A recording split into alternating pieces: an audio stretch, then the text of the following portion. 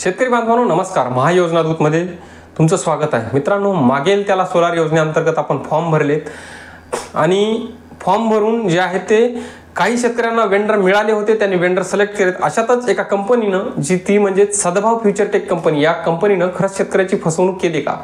आता मागील काही दिवसापासून शेतकऱ्यामध्ये चर्चा चालू आहे. शेतकऱ्यामध्ये एक गोंधळाचं वातावरण निर्माण झालेलं आहे की या कंपनीनं सर्वात पहिले जे आहे ते वेंडर सिलेक्ट करून घेतले आहेत आणि आता त्या कंपनीचा मी स्वतः कॉल केला होता, तर कंपनी सांगते की आम्हाला ब्लॅकलिस्ट केलेलं आहे आणि कोणत्याही प्रकारची माहिती देत नाही. सरळ सरळ ती उडवाउडीचे उत्तरही देत आहे. आता शेतकऱ्याच्या जर वर्क ऑर्डर जर बघायच्या झाल्या तर पहिले वर्क ऑर्डर सद्भाव याच कंपनीनं च्या नावे निघल्या होत्या आणि आता त्याला 60 दिवस, कोणाचे 90 दिवस होऊन गेले. आता त्या वर्क ऑर्डर जे आहेत ते आता बदलले आहेत, ओसवालकडे गेलेले आहेत. आता याच्यात आणखीन एक विषय असा झालेला आहे की एका शेतकऱ्याचं मटेरियल जे आहे ते ओसवालनं आणून टाकलं होतं.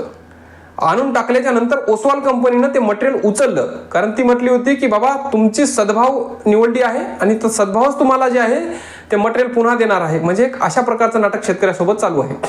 आता या कंपनीनं म्हणजे शासनानं शेतकऱ्याकडून फॉर्म भरून घेतला, शेतकऱ्याचे पैसे भरून घेतले, त्याच्यामध्ये ती सद्भाव नावाची कंपनी निवडली. शेतकऱ्याला ही सगळ्या प्रोसेस करस्तोवर, कंपनी निवडी परस्तोवर एकंदरीत शेतकऱ्याचे जवळपास 4-5 महिने त्याच्यामध्ये गेले होते. म्हणजे पैसे भरून शेतकऱ्याचा तिथे 5 महिन्याचा कालावधी गेला.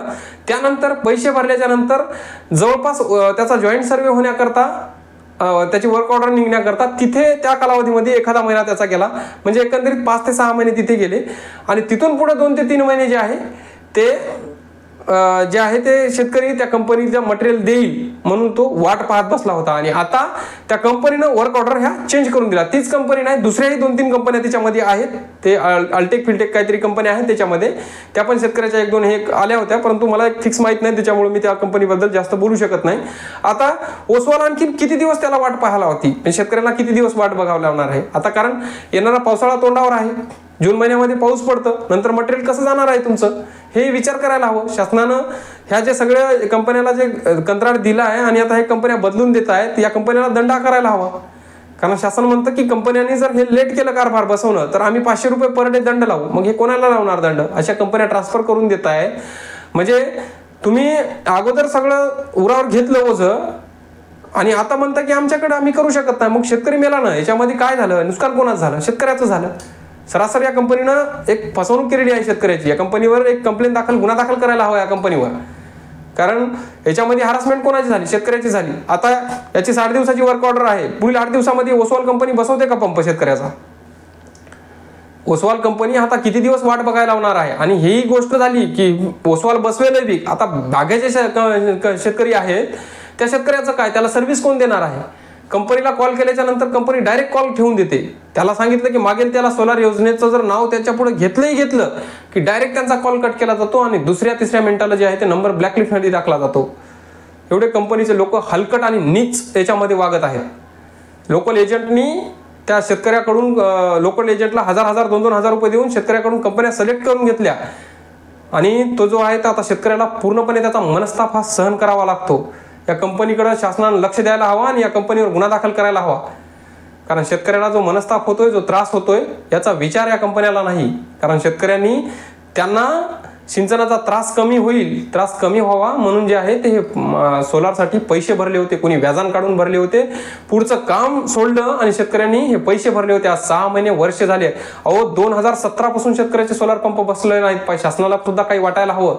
आज वेंडर नाही येत, त्या शेतकऱ्याला समजत नाही साईडवर वेंडर कधी येतात, कधी ऍड होतात, हे कोणालाच तिथे समजत नाही. आज बघायचं झालं तर लाखो शेतकरी हे वेंडर वाचून परेशान आहेत आणि ज्या कंपन्यांनी निवडून घेतलेत, वेंडर निवडलेत, त्या कंपन्या 6-6 महिने झाले पंप बसवत नाही शेतकऱ्याची. शासनानं या गोष्टीकडे लक्ष द्यायला हवं. या कंपन्याला दंड आकारायला हवा, कारण ह्या ब्लॅकलिस्टमध्ये टाकून ह्या कंपन्या निघून जातील. बॅकएंडला बसलेल्या पंपाचं काय? सरळ सांगतं की आम्हाला कधीच ब्लॅकलिस्ट केलं. त्यांच्या काही कर्मचाऱ्याला कॉल केले की आम्हाला कधीच ब्लॅकलिस्ट करून टाकलं म्हणतात. अरे तुम्हाला ब्लॅकलिस्ट केलंय, पण जे पंप बसलेत त्याला सर्व्हिस कोण देणार आहे? मग ब्लॅकलिस्ट केलं म्हणजे तुमचं काम संपलं का? असं शासनानं हे मुळीच या गोष्टी करू नये. यावर पूर्णपणे लक्ष द्यायला हवं. या कंपनीवर एकतर गुन्हा दाखल करायला हवा, अशा कंपन्यावर की जे हे अर्ध्यातून काम सोडून देत आहेत. ब्लॅकलिस्ट केलं म्हणजे काम संपलं नाहीये की त्या जुन्या पंपाला पण सर्व्हिस द्यायला हवं. आता या सद्भाव नावाच्या एका कंपनीनं केलेलं आहे, दुसऱ्याही 2 कंपन्या अशा पद्धतीचं कांड करत आहेत. म्हणजे एक तर शेतकऱ्याच्या जीवाशी खिलवाड चालू आहे, खेळ करतात तुम्ही शेतकऱ्याशी तुम्हाला काही घेणं देणं नाही. कारण हे 2 महिने 1-1.5 महिना गेल्याच्या नंतर पुन्हा तुम्ही पंपच बसू शकत नाही. शेतामध्ये पावसाळा चालू होतो, लोकांचे पिकं पेरलेले राहतात, गाडी जात नाही, तिथं मटेरियल कसं नेणार तुम्ही? याचा विचार तुम्ही सगळ्या गोष्टीचा करायला हवं. आणि सगळा विचार करून जे आहे ते शासनानं पण या सगळ्या अशा कंपन्याकडे लक्ष द्यायला हवं. या कंपन्याला पूर्णपणे याला दंड आकारायला हवं, याच्यावर गुन्हे दाखल करायला हवेत या कंपन्यांनी. हे जर असं शेतकऱ्यासोबत करत असतील तर. आणि आता ओसवाल कंपनीकडे जात आहेत. आता खरंच ओसवाल कंपनी ही येत्या 8 दिवसात 10 दिवसात पंप बसवणार आहे का शेतकऱ्याची, का तीही त्याला 2 महिने वाट बघायला लावणार आहे? हा एक प्रश्नच आहे. कारण उत्तर द्यायला तिथं कोणी तयार नाही. त्याचे एजंट तर असे खतरनाक आहेत त्या लोकांनी की ते बरोबर त्या टाईपचे लोक जे आहे ते पाहून ग्राउंड लेवलला लावलेले आहे. म्हणजे कोणीच त्याला बोलू शकत नाही. शेतकऱ्याला एवढे खतरनाक बोलतात की बघायचं कामच नाही त्या ठिकाणी. कारण या योजनेमध्ये तक्रार घेण्याला सुद्धा कोणी उरलेलं नाही. एवढी मोठी योजना आहे, शासन त्यांना 4 लाख 5 लाख रुपये एका पंपाचे अमाऊंट करते कंपन्याला. आणि कंपन्या एवढ्या शिरजोर झालेल्या आहेत, त्यांचे बाप झालेले आहेत, त्याच्यामध्ये काहीच विचारता सोय नाही. शासनाला एक कळकळीची विनंती आहे, असल्या ज्या कंपन्या आहेत त्या असल्या कंपन्याला फटाफट सिस्टममधून बाजूला करा. त्यांचे जे काही त्यांच्यावर दंड आकारून त्यांचे बॅकएंडला लागलेल्या पंप आहेत त्याच्या सर्व्हिससाठी कोणाला तरी एक कंत्राट देऊन द्या. एक पूर्णपणे सिस्टम त्याच्यासाठी नेमायला हवी. आणि तुमचं सुद्धा एक तक्रार निवारण केंद्र लवकरात लवकर तुम्ही निवडायला हवं. कारण शेतकऱ्याच्या भरपूर तक्रारी आहेत, त्या तक्रारीकडे लक्ष द्यायला तुमचं कोणी नाहीये. याच्यामध्ये पूर्ण शेतकरी हा भरडला जातोय पैसे भरून. आणि कारण तुम्ही पण फुकट नाही, शासन सुद्धा कंपन्याला पैसे देतं, हेही शासनाने विचार करायला हवा त्या गोष्टीचा. पुढं होणारा जो शेतकऱ्याला त्रास आहे हा जर कमी करायचा असेल तर तुम्ही वेळीच आताच जे आहे ते या कंपन्याला आळा घाला पाहिजेत अशा कंपन्याला. आणि तक्रार निवारण केंद्र हे उभारायला हवं. कारण हे सद्भाव सारखी कंपनी आज आली मार्केटमध्ये, उद्या 2-3 कंपन्या येतील. आता मागं गॅलो कंपनीने सांगितलं होतं की आम्ही पंप बसवणार नाही, यापुढे शेतीचे पंप बसवणार नाही. तर त्याचे जे एजंट लोक लय भडकले होते. मी जो व्हिडिओ बनवला होता त्यावेळेस. मग आता त्याचं सर्व्हिस देणार आहेत का मागल्या पंपाचे? आता भरपूर त्यांचे पंप बसलेले नाहीत. 1-2 जिल्ह्यामध्ये पंप बसवले, बस सुरू झालं आणि झालं, आम्ही बसवले असं करून टाकलेलं आहे त्यांनी. आता माझ्या जिल्ह्यामध्ये त्या गॅलोवाले मरणाचे बोंबा मारत आहेत. हे सगळ्या कंपन्याचा चाललेला जो अनागंदी कारभार आहे तो बंद करायला हवा. तो कारभार जो आहे तो याला कुठेतरी आळा बसायला हवा. ही शासनाला एक विनंती आहे, कळकळीची विनंती आहे. आणि ज्या शेतकऱ्याला सुद्धा विनंती आहे, असल्या थोतांड फालताड कंपन्या तुम्ही निवडू नका. वेळ लागला तर लागू द्या, वाटल्यास त्या सोलारसाठी अप्लाय करू नका, काही गरज नाही. एकदा तुम्हाला सोलार मिळालं की पुन्हा लाईन सुद्धा मिळणार नाही, हे तुम्ही लक्षात असू द्या. कोणी म्हणतं म्हणून, कोणता एजंट म्हणतो म्हणून तुम्ही ह्या कंपन्या असल्या अजिबात निवडू नका.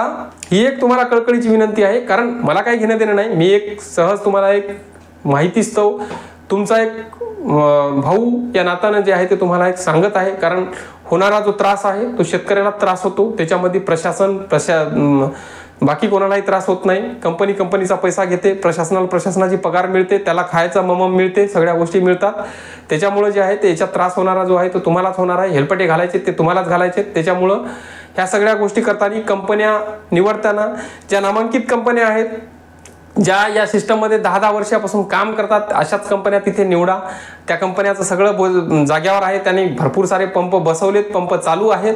मग भले ती नवीनही कंपनी असो चालेल, पण अशाच कंपन्याची तुम्ही निवड करा. अशाच कंपन्याला तुम्ही जे आहे ते दाद देत चला. हे असल्या कुठल्या तरी आल्या कंपन्या याला बिलकुल तुम्ही प्रतिसाद देऊ नका. असं तुम्ही जर करत राहिले तर तुम्हाला एक मनस्ताप होणार आहे, तुमच्या डोक्याला हा ताप होऊन बसणार आहे. त्यासाठी विचार करून कोणतेही कामं करा. आणि नवीन शेतकऱ्यांना सुद्धा फॉर्म भरताना विचार करा. आणि नंतरच जे आहे ते कंपन्या पूर्णपणे त्याचं माहिती घेऊनच ती कंपनी निवडा. भलेही तुम्हाला वेळ लागला तर चालेल, तुम्हाला टाइम गेला तरी चालेल, पण अशा कोणत्याही कंपन्या निवडू नका. शासनानं वेळीच्या कंपन्याची दखल घेऊन यांच्यावर योग्य ती कारवाई करायला हवी. धन्यवाद.